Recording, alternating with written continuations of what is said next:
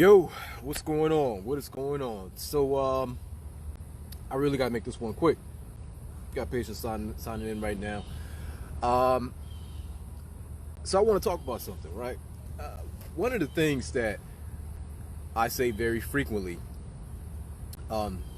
is that these conditions, these preventable conditions, such as high blood pressure, type 2 diabetes, high cholesterol, those preventable lifestyle conditions. One of the things that I say very frequently is that they do not run in our family.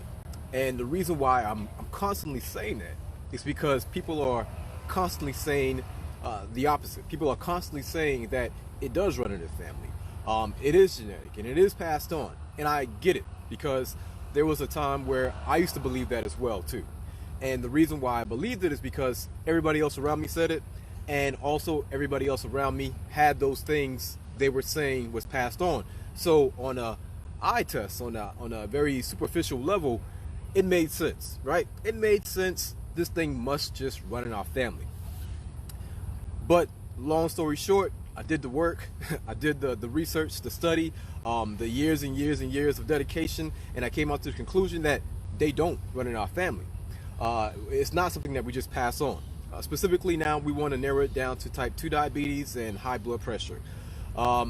And the one thing that really gets people upset with me and really gets people commenting and sending me messages and, talking like they want to put hands on me or something, upset with me, is when I say that it does not run in our family. When I continuously say that, it really bothers people. And I'm not saying it to bother anyone. I'm saying it to liberate us, because we have to understand that this line, this idea, this notion, that this is just something that is innately ours. You have to think about what you're saying. First, let's just go with the basic level of what we're saying. Saying that it runs in my family, that this disease is just something that's passed on to me and I'm going to pass it on my kids. What you're saying is that you are innately defective. You're saying that, you came on this earth with a ticking clock, and one day, maybe the age of 30, 35, this clock is going to explode and you're going to become sick. You're saying that, it's something that you can't really control. You don't really have anything to do with it. And that's a horrible way to live. That's a horrible way to see life. That's a horrible lens to look out through this world, knowing that one day you're going to get sick with high blood pressure or type 2 diabetes, and you're going to eventually have to take medications. Now, other communities don't believe that. Like, you might have some sections of the community that believes that, but for the most part, they'll tell you, nah, we don't pass down these conditions. We pass down land. We don't pass down these conditions. We pass down businesses. We don't pass down this sickness or disease or whatever like that. We pass down assets. We pass down those things. And then when I hear people fighting from my community, when I hear them fighting or upset with me and saying that, no, my mama had it, my daddy had it, I'm going to have it, and they seem to be upset, I wonder what's going on. And so it took me a while to really understand. And what's going on is what they call learned helplessness. And I've definitely have gone through that multiple times, especially in my early 20s. I definitely went through that learned helplessness stage. And it's something that is easy to take place, especially when we're talking about medical conditions, especially when we're talking about health conditions, especially when we're talking about something that you can see so readily, such as high blood pressure and type 2 diabetes. If you're told and you're given that narrative that it does run in your family, and you look around your family and you go to these family reunions, you go to Thanksgiving and Christmas dinner, and everybody really does have it and everybody is taking medications for it, it's easy to accept that it does run in your family. I get it, right? I get it. Been there, done that. I understand it. However, let's go deeper. Let's go deeper. What is something else going on in that family that has a common theme? 9 times out of 10, the people who have the condition that said is being passed on to them are also practicing the very habits and the very lifestyle habits that the people who have that condition have as well too. They're eating the same. Maybe they're smoking or drinking. Maybe they're sedentary, not getting up and moving. Maybe they're not getting sunlight. They're not outside. So a lot of the lifestyle factors are exactly the same as the person who said that they got this condition because of their parents. And so we need to understand that these are called lifestyle conditions. These are called preventable diseases for a reason. It's because it's preventable. It's because it's caused by lifestyle. Now, yesterday on the video that I posted talking about this very subject, you had a lot of people in the comments saying that it's definitely a genetic factor. You can definitely be genetically predisposed to have these conditions. There's so much research. There's a litany of examples. There's so much to back up with what we're saying. There's just so much research. And all I ask is that you name one. Name me one genetic predisposition that will then turn into high blood pressure. Name me one genetic predisposition that will turn into type 2 diabetes. And I'm talking about what they call primary hypertension, not secondary. I'm talking about what they call essential hypertension, not secondary. I'm talking about type 2 diabetes, not type 1. Name me one genetic predisposition that leads you to that diagnosis. Because everybody's quick to say, oh, there's definitely X, there's definitely research, there's definitely, and I'm like, with all of this claim, with all of this, definites, name me one. And in the words of the great philosopher Khalid Muhammad, it gets so quiet, you can hear a rat piss on cotton. No one has yet. I just had this conversation with a doctor. He's been practicing for 30 years. No one has given me an answer. No one has given me this gene. No one has given me this genetic factor that says that, oh yeah, black people, African Americans, this gene right here is going to make you more likely to have type 2 diabetes or high blood pressure. Now let's talk about the trick bag. Let's talk about medical finesse. Let's talk about how if I can get you to believe that these conditions belong to you, half the work is already done. Half the work is already done. Half the work is already done before you get into the office. Half the work is already done before I'm done writing the prescription, because you have already accepted that this is the norm. We have a culture being pushed on us where being sick is normal. We got to think about that. Got to think about that, and think about the trajectory of a people who believes that sickness is their birthright versus health is their birthright.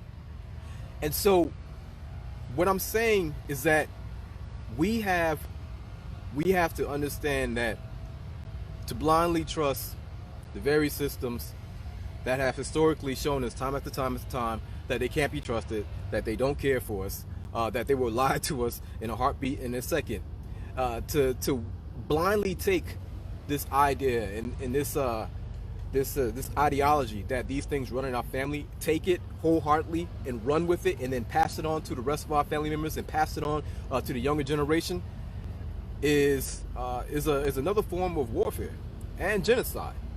Because once again, think about the trajectory of people who just believe right off the back that their default is being sick. So we have to let that go. That type of thinking has to go into the trash can of history, because it serves us no purpose. Not only that, it's not even true. Once again, if it is true, now I can be corrected. I can definitely be corrected. But if it is true, you can't just throw out these vague claims to me. Like, you can't just tell me, yo, bro, there's so much research to prove you wrong. Show me one. Bro, we are genetically predisposed to have high blood pressure and type 2 diabetes. Tell me one genetic predisposition. Just show me one. Like, show me one. Like, we've been saying this for centuries. Like, it's been, well, not centuries, decades. We've been saying this for decades. And show me one. We should have one. So what we need to understand is that, one, it doesn't run in your family. What's running in your family is the unhealthy eating, the lack of movement, the stress, the environment, the neighborhoods, the way we cope with stress, our lack of vitamin D. We have to have vitamin D. It's a hormone, it's not a vitamin. We have to understand that what's being passed on are those things, okay? And you also have to think about what that person is saying or what we are claiming. Because you're not going to show me someone who is going to achieve the diagnosis of type 2 diabetes without the assistance of processed foods. Follow me. You're not going to find anyone that's going to achieve the status of type 2 diabetes without the assistance of processed foods. This means that if you're eating whole foods and you're over there in the sugar cane and you're just chewing on sugar cane, try to become diabetic. Try. Your jaw will fall out before you become diabetic. Try to go out in nature and eat anything in excess. Try to go out and eat anything in excess. Grapes, pineapple, find the sweetest of the sweetest fruits and try your best to just eat it in excess. It has to be whole. Let's see what happens. What happens? You won't become diabetic. You'll be well nourished, you'll be full, but you will not achieve the diagnosis of type 2 diabetes. You need processed foods for that. Why? Because processed foods has all of the nutrients stripped, whereas whole foods actually has the nutrients intact. The whole foods has a whole entire community geared towards improving your health. The whole foods has what they call fiber.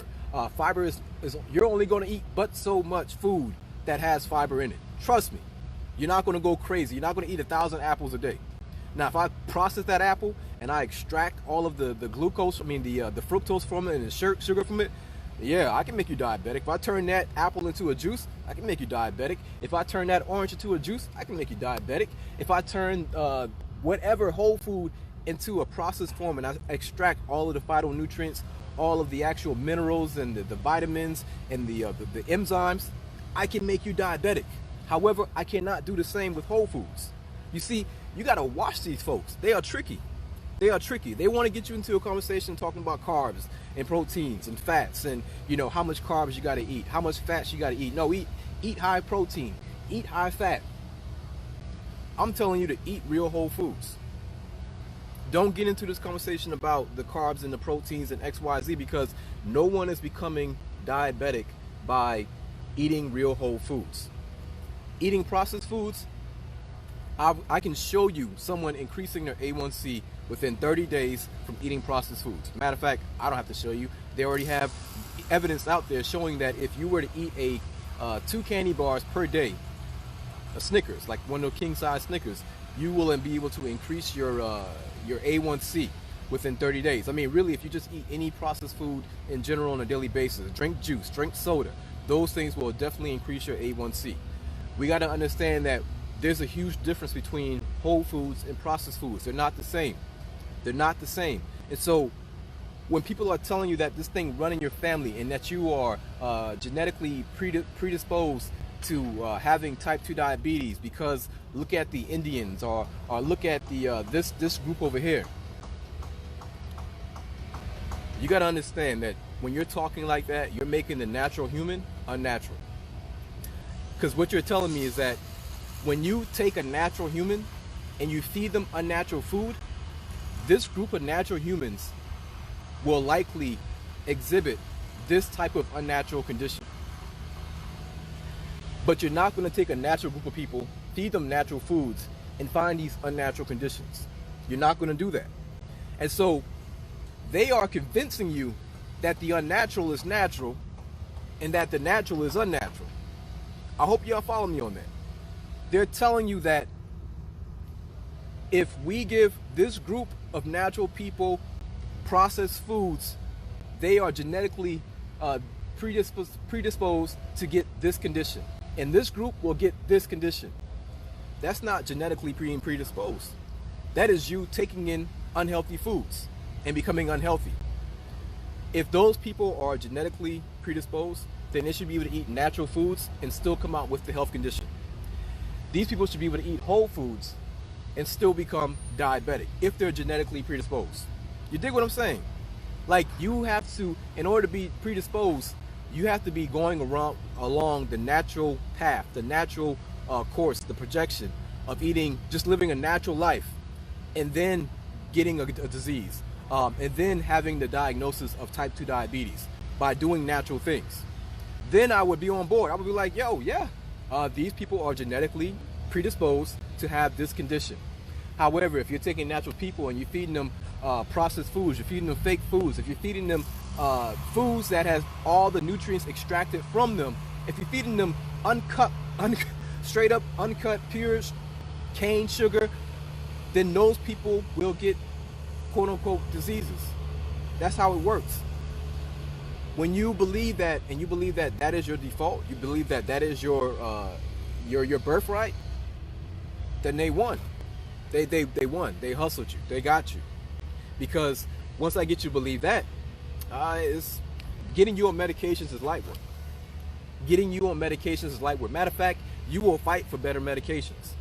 Matter of fact, I can get you to fight to get grants to get better medications. And then the folks are like, yo, the job is done. The job is done. These folks will actually hustle themselves for us. We don't have to even do the work anymore. We can now take our hands off of it and watch this system of disease and sickness run on automation. Look at them. They really believe that they're destined to be sick. Look at them. Watch them talk. Watch them talk. Oh my goodness, they're warning each other about the side effects of the medications and what to do when that side effect happens. It's a game. You're being lied to. You're being hustled. And so we have to be very careful about falling into this trap of learned helplessness, because it does, it feels good to be able to point to something that helped you get something that's you would consider to be not healthy or bad. It's good to point to, it feels good. It feels good. It feels good to be able to point to a reason why you are diabetic that you had nothing to do with, right? It feels good to be able to point to something why you have high blood pressure, but you didn't have anything to do with it, right? It feels good. And that is the seduction of learned helplessness. Because as long as you are thinking that way, as long as you're thinking that you had nothing to do with it, guess what? There ain't nothing you can do to fix it.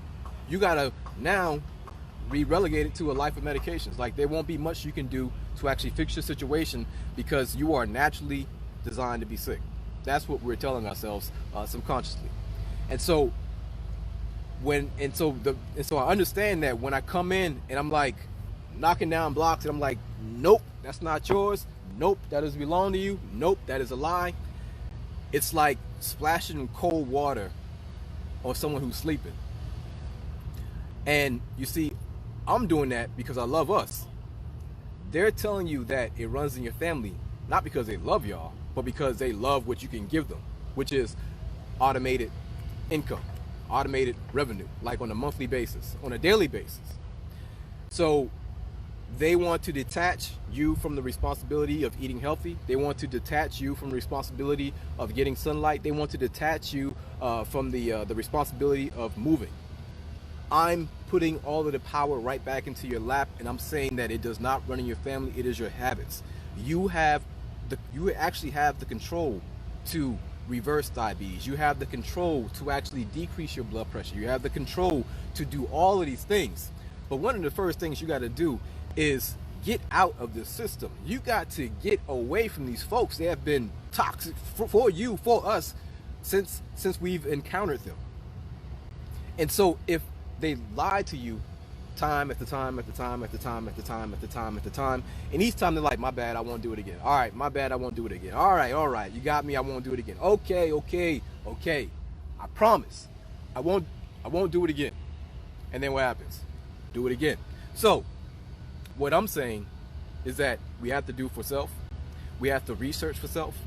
We have to go back and grab the information that was already left for us by our ancestors, people who actually have our best interests in hands.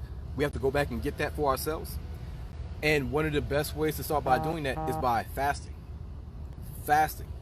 You see, the same system that tells you that these conditions run in your family, it's the same system that tells you to take these medications, the same system that will tell you that this medication may have an adverse effect. This medication may make your lips swell up. This medication may make your tongue swell up. This medication may send you to the ER. This medication may deplete your B12. This medication may increase your chances of a stroke. This medication may increase your chance of kidney failure. The same system that tells you all of that will tell you, oh, you fasting? Don't fast. They embolden you to take their drug that doesn't work in the first place. They embolden you to do that. But the moment you try to tap into your natural, your infinite potential by fasting and allowing your body to do what it's naturally designed to do, they tell you, hey, don't do that. You crazy? You're gonna die. You're gonna pass out. You can't do that. So, once again, you gotta question it, right? You gotta. I mean, it doesn't make sense to continuously trust the system. It doesn't make sense to think that the system that we have so much discourse and issues with on one side is so different in the medical side. To think that these people are not related, or not married, or not sleeping in the same bed, or not rolling on the same yacht, and that they're so separate, it doesn't make sense. It does not make sense. Not only that, let's just look at results. Let's look at the results. If the system was truly working, people were becoming healthier, right? Like people would be, the numbers of people having heart attacks and strokes, amputations, and going on dialysis, it would be decreasing. And you do see it decreasing in certain populations, some populations. However, if you're watching, which I am, you see it increasing like crazy in other populations, specifically the black population. So once again, we got to ask ourselves, does it make sense to continuously blindly trust a system that has shown us time after time after time that they don't like us like that? Like your money, like your work, like what you can do for us. But as far as like liking you, maybe, probably. Give us one more chance. We'll see. Come on, man. Come on. So I just want to make sure so I'm going to continue to spread this message. I'm going to continue to beat this drum. I'm going to continue to push this empowerment. We have to understand that there's so much we can do. There's so much power we have. There's so much for us to focus on that will radically improve our health, not just as individuals, but as an actual community. That we have to take those actions. And like I said, sunlight is one of the main things you can do. We gotta get out into the sunlight. But fasting will radically improve your health.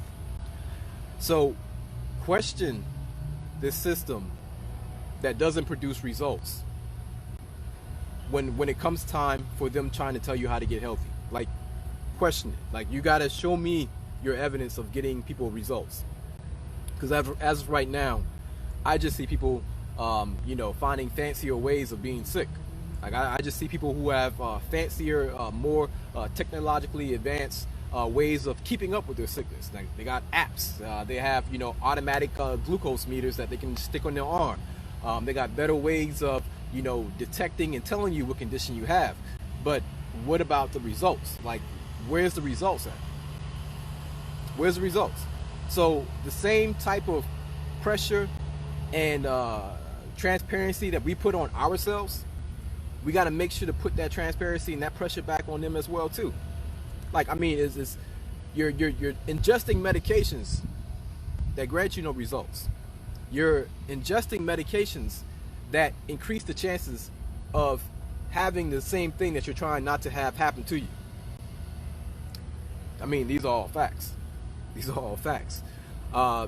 Whether we're talking about metformin, whether we're talking about hydrochlorothiazide, whether we're talking about the insulin injections, sulfonylureas, don't get me started on sulfonylureas, whether we're talking about the statins are horrible medications. Like, all of these medications make one side of the metric look better. Doesn't mean you're doing better. It makes it look better, while the statins are making you insulin resistant. The hydrochlorothiazide is making your blood pressure look better, while it's decreasing your potassium and magnesium, the very thing you need to have a normal blood pressure. The sulfonylureas make your A1C look slightly better. I mean, that's the thing. Like, they make it slightly look better. They make your glucose look slightly better, while increasing the risk of pancreas tumor, while increasing the chances of hypoglycemia, while increasing the chances of having hypothyroidism. Like, you're taking medications that's going to go in and cause other issues. So we're not destined to be sick. That's not our narrative. That's not our story. Health is our birthright. Everything else is abnormal. We have to accept that. We have to take on that. All right. So that's it. That's what I want to get in here and say. I'm sure this patient is sitting here waiting on me and wondering where the hell I'm at. So let me get back in here. I appreciate you all. I appreciate those who definitely get it. And even those who don't get it right now, I understand that it's a journey. And you need to understand that whatever you're seeing me do or hearing me say or whatever type of energy, it's all out of love. Now, there's a small few where it's not love. It's something else I'm giving to them. But for the majority, this is all love. I'm talking this way because I need for us to do better so that our next generation coming up can do better. The reason why I have this energy and this aggression, people would call it the aggression, and the reason why I move the way I move and the reason why I talk the way I talk is because the aggression on the other side is just as strong, except it doesn't look this way. It looks very calming, it's very seductive, it's very subtle. It looks very different, but the aggression and the energy is just the same as far as securing the bag. Securing the bag. So I have to do what I do, right? I got to. But other than that, our registration is now open for the Fast Lives 20-day challenge. This challenge is a game changer. It's a complete game changer. Some people on here right now are in the challenge. I highly recommend you sign up for it. If you're doing your best to improve your health, if you're working towards reversing your type 2 diabetes, decreasing your blood pressure, bringing down your cholesterol, losing weight, you should be in this challenge. I'm to the point where the results just speak. I'm feeling a whole different type of way as far as the promotion of this challenge because it's so radical as far as what people are doing. And it's not like we're doing it, they are doing it. And it's not even so much like they're doing it, their body is really doing it, which is still them. But this is a challenge that I highly recommend. I highly recommend for anyone working towards improving their health. All right, so I appreciate y'all. Let me read these comments real quick and then let me get back in here. Yo, what's going on? What's going on? Jax, Marla, what's going on? Latanya, Jennifer, what's going on? Junie, Nisha. All right. Ramona, what's going on, Ramona? Historically, our grandparents raised fruits and vegetables, and diabetes was unheard of. The more prosperous they became, the sicker they became. Being able to purchase the latest quick process items increased our decline. That is exactly so. She's right. She's 1,000% right. And that's, once again, we have to wonder why are we sicker now with all of the technological advancement we have, and specifically, what's going on, brother? Specifically, I'm talking about the black community. Like, how is it that we are sicker now? And I posted something yesterday, and I showed the death toll for African Americans for 2016 from preventable conditions, and the numbers were it was a 6-figure number, but when you break it down to 365 days, it equates to 298 deaths per day. Like, that would be the average. That number is way higher than the number of deaths we had from our ancestors who were enslaved. Now, of course, our ancestors had something completely different going on, but we have to ask, why was it so unheard of these conditions we were not facing? Even when we're talking about the early 1900s, these conditions were not something we're seeing rapid. How is it when we start, quote unquote, advancing and getting, quote unquote, better foods or easy access foods, now we're getting sicker? It doesn't make sense. It does not make sense. What's going on, Roderick? Deborah says, the nurse practitioner that I go to every 3 months, everyone that comes to her, she says that they're diabetic. Oh, does she? Okay. What's going on? You're my favorite black man on Facebook. Thank you, appreciate it. After my boyfriend. Okay. Thank you, my brother, for empowering the community. I have followed your advice, and I tell you, even my body is surprised the way it feels. Great. I'm doing whole foods versus processed foods. My body feels good. I'm so happy for you. I'm so happy for you. Great job, sis. Our healing foods on earth, not processed foods. Yes, yes. All right, y'all. So I just wanted to deliver that message real quick. Let me get back in here, and I'll holler at y'all later. All right? Peace.